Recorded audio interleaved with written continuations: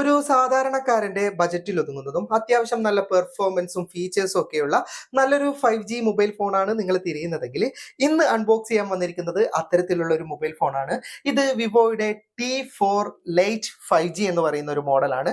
അപ്പോൾ ഇതിന്റെ വിലയും അതുപോലെ തന്നെ കുറച്ച് ഫീച്ചേഴ്സും ആദ്യം പറഞ്ഞു തരാം. എന്നിട്ട് നമുക്ക് മൊബൈൽ ഫോൺ അൺബോക്സ് ചെയ്തിട്ട് അകത്ത് എന്തൊക്കെയാണ് വരുന്നത് എന്ന് നോക്കാം.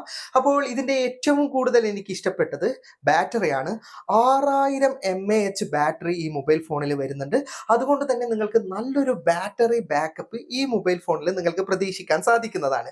അതുപോലെ തന്നെ ഇതിന്റെ ക്യാമറയും എനിക്ക് ഇഷ്ടപ്പെട്ടു. എന്തുകൊണ്ടെന്നാൽ സാധാരണ ബജറ്റ് ഫ്രണ്ട്ലി ഫോണുകളിൽ നമുക്ക് ഒരു ഏവറേജ് ഫോട്ടോ വീഡിയോ മാത്രമേ എടുക്കാൻ സാധിക്കുകയുള്ളൂ.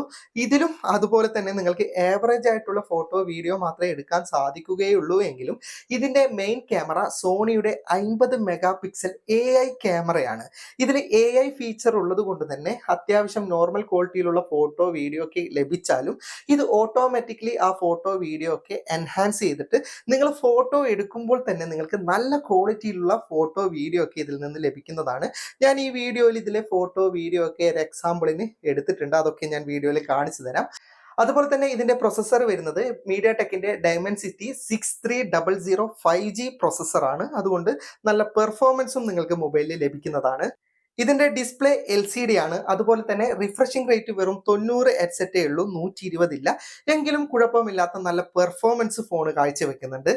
അതുപോലെ തന്നെ IP64 dust and water resistance ഉണ്ട്. അതുകൊണ്ട് തന്നെ കുറച്ച് പൊടിപടലങ്ങളും വെള്ളവും ഒക്കെ ഈ മൊബൈൽ ഫോൺ താങ്ങുന്നതാണ്. അപ്പോൾ ഇതിന്റെ കൂടുതൽ വിശദാംശങ്ങൾ നമുക്ക് ഫോൺ അൺബോക്സ് ചെയ്തതിന് ശേഷം നോക്കാം. അപ്പോൾ കൂടുതൽ വിശദാംശങ്ങൾ ഞാൻ വീഡിയോയിൽ പറഞ്ഞു തരാം. ഓക്കെ, ഞാൻ ഫോൺ അൺബോക്സ് ചെയ്യുകയാണ്. ഇതിന്റെ കൂടെ തന്നെ ഫോണിന്റെ ചില വിവരണങ്ങൾ കൂടി പറഞ്ഞു തരാം. ഈ ഫോൺ അത്യാവശ്യം വലിപ്പമുള്ള ഫോണാണെങ്കിലും ലൈറ്റ് വെയിറ്റ് ആയതുകൊണ്ട് തന്നെ കയ്യിൽ ഒതുങ്ങുന്നുണ്ട്. അതെനിക്ക് ഇഷ്ടപ്പെട്ടു. പിന്നെ എനിക്ക് ഈ ഫോണിന്റെ ഇഷ്ടപ്പെടാത്ത കാര്യങ്ങളുണ്ട്, അതും കൂടി ഞാൻ പറഞ്ഞു തരാം. ഓക്കെ, ഞാൻ ഇപ്പോൾ ബോക്സ് ഓപ്പൺ ചെയ്തിട്ടുണ്ട്. ആദ്യം തന്നെ ഫോൺ തന്നെയാണ് ഏറ്റവും മുകളിൽ വരുന്നത്. അപ്പോൾ ഞാനൊരു ഗോൾഡൻ കളറിലുള്ള ഫോണാണ് ചൂസ് ചെയ്തിട്ടുള്ളത്. എനിക്കിതാണ് ഇഷ്ടപ്പെട്ടിട്ടുള്ളത്. അത്യാവശ്യം കാണാനൊക്കെ ലുക്കൊക്കെ ഓക്കെയാണ്. പിന്നെ അല്പം വലിപ്പമുണ്ടെന്ന് ഞാൻ പറഞ്ഞല്ലോ. പിന്നെ കയ്യിൽ ഒതുങ്ങുന്നുണ്ട്. അതും ലോ വെയിറ്റ് ആണ്. അത്ര നല്ല വെയിറ്റ് ഒന്നുമില്ല ഫോണ്. അതുകൊണ്ട് എനിക്കിഷ്ടപ്പെട്ടു. കയ്യിൽ ഒതുങ്ങുന്നുണ്ട്. ഓക്കെ, പിന്നെ ഇതിൻ്റെ പിന്നിൽ 2 ഫ്ലാഷ് ലൈറ്റ് പോലെ കാണുന്നുണ്ട്. അതെന്താണെന്ന് എനിക്കറിയില്ല.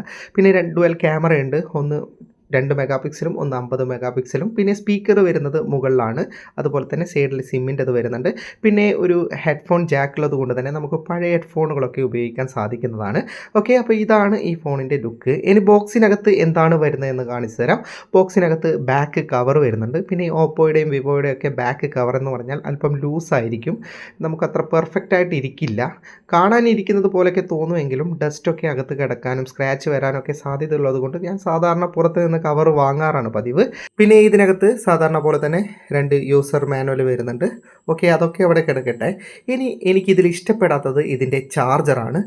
6000 mAh ബാറ്ററി ഉള്ളൊരു ഫോണിന് വരുന്നത് വെറും 15 വാട്ട്സിൻ്റെ ചാർജറാണ്. അതുകൊണ്ട് തന്നെ ചാർജ് ചെയ്തെടുക്കാൻ അത്യാവശ്യം സമയമെടുക്കും. പിന്നെ ഒരു ദിവസം ഒരു തവണ ചാർജ് ചെയ്താൽ തന്നെ നല്ല ബാറ്ററി ബാക്കപ്പ് കിട്ടും. പിന്നെ വരുന്നത് കേബിളും പിന്നെ ഈ പിന്നുമാണ്.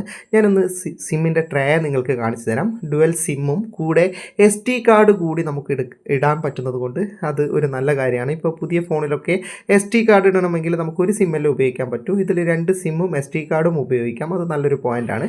ഇനി ഇതാണ് ഇതിൻ്റെ മെയിൻ ക്യാമറ. നിങ്ങൾക്ക് കാണാം നല്ല ക്വാളിറ്റിയിൽ തന്നെ നമുക്ക് വീഡിയോ എടുക്കാൻ പറ്റുന്നുണ്ട് പകൽ സമയങ്ങളിൽ. ഓക്കെ, ഇത് ഞാൻ എടുത്ത ഫോട്ടോ ആണ് ഇതിൻ്റെ മെയിൻ ക്യാമറയിൽ. അതും ക്ലിയർ ആണ്. ഇനി ഞാനൊന്ന് സെൽഫി ക്യാമറ കാണിച്ചു. ഓക്കെ, ഇതിപ്പോൾ ഇതിൻ്റെ സെൽഫി വീഡിയോയുടെ ക്വാളിറ്റിയാണ്. അത്യാവശ്യം ക്വാളിറ്റി ഒക്കെ ഉണ്ട്. നമുക്കൊരു സെൽഫി വീഡിയോ ഒക്കെ എടുക്കാൻ പറ്റും.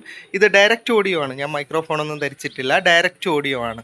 ഓക്കെ, ഇനി ക്യാമറയിലേക്ക് വന്നു കഴിഞ്ഞാൽ ഇതിൽ 4K ഒന്നും നമുക്ക് വീഡിയോ റെക്കോർഡ് ചെയ്യാൻ സാധിക്കില്ല. 1080 ആണ് ഇതിൻ്റെ റെസൊല്യൂഷൻ വരുന്നത്. അതുപോലെ തന്നെ 30 ഫ്രെയിം റേറ്റ് മാത്രമേ ഉള്ളൂ, 60 ഫ്രെയിം റേറ്റ് ഇല്ല. പിന്നെ ഈ ഒരു പ്രൈസ് റേഞ്ചിലൊക്കെ ഇത്രയേ നമുക്ക് ലഭിക്കുകയുള്ളൂ. എങ്കിലും നല്ല വൃത്തിയുള്ള ഫോട്ടോ വീഡിയോ ഒക്കെ എടുക്കാൻ പറ്റുന്നുണ്ട്. ഓക്കെ, പിന്നെ പ്രൈസിൻ്റെ അടിസ്ഥാനത്തിലാണ് ഫോണിനെ ഞാൻ വിലയിരുത്തിയിരിക്കുന്നത്. അപ്പോൾ ഈ പ്രൈസിന് നമുക്ക് നോക്കി വാങ്ങാൻ പറ്റുന്ന നല്ലൊരു ഫോൺ തന്നെയാണിത്. അപ്പോൾ നിങ്ങൾക്ക് ഇഷ്ടപ്പെടുകയാണെങ്കിൽ ഒന്ന് വാങ്ങാം. കാരണം പ്രൈസിൻ്റെ അടിസ്ഥാനത്തിൽ ഇത് നല്ലൊരു ഫോൺ തന്നെയാണ്. വീഡിയോ ഇഷ്ടപ്പെട്ടെങ്കിൽ ലൈക്ക് ചെയ്യുക, നിങ്ങളുടെ അഭിപ്രായം കമന്റ് ചെയ്യുക. ഒരുപാട് സുഹൃത്തുക്കൾക്ക് ഉപകാരപ്പെടും. ദയവായി ഷെയർ ചെയ്യുക. ഇതുപോലെയുള്ള വീഡിയോകൾ ദിവസേന ലഭിക്കാൻ ഫാറ്റ ടെക്കിന്റെ ഫേസ്ബുക്ക് പേജും യൂട്യൂബ് ചാനലും സബ്സ്ക്രൈബും ഫോളോയും ചെയ്യാൻ മറക്കരുത്. അപ്പോൾ വീണ്ടും മറ്റൊരു വീഡിയോയുമായി കാണുന്നത് വരെ ഗുഡ് ബൈ.